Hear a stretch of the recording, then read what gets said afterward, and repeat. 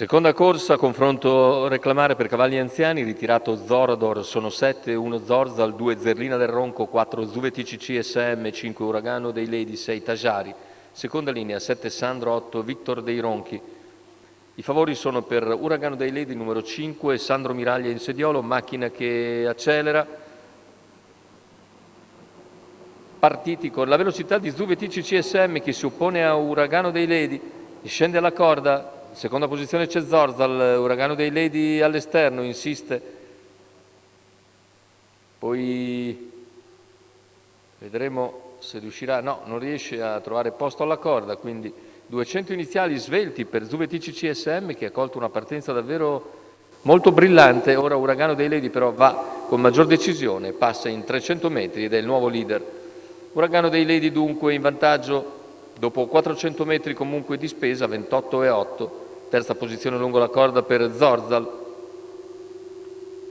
Più indietro Zerlina del Ronco a precedere Sandro. All'esterno invece Tajari che si trascina Victor dei Ronchi. Se ne vanno i primi 600 di gara in 44,5. 15,7 in curva, ha cercato ora di rifiatare Uragano dei Lady. E ne approfitta Zorzal per uscire all'esterno, andare su Zuvetic CSM e offrire schiena a Tajari che a sua volta è seguito da Victor dei Ronchi. In coda Sandro, 59,8 il passaggio il mezzo miglio. Uragano dei Lady in vantaggio, Zorzal che si impegna al largo, alla corda rimane Zuvetic CSM, percorsi esterne anche Tajari che copre Zerlina del Ronco, chilometro in 1,15 netto con Uragano dei Lady sempre in vantaggio per il momento inavvicinato.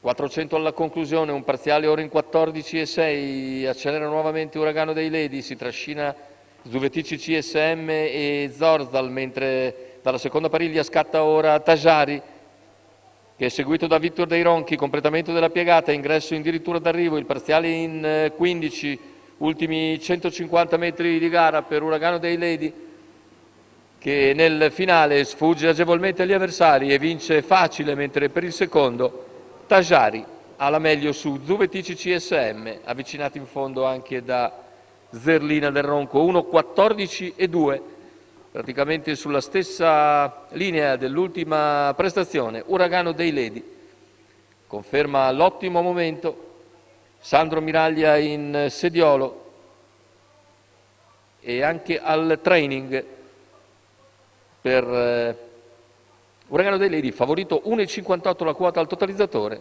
secondo posto per Tajari che corre comunque bene, mentre al terzo riesce a salvarsi Zuvetic CSM dal finale interno di Zerlina del Ronco.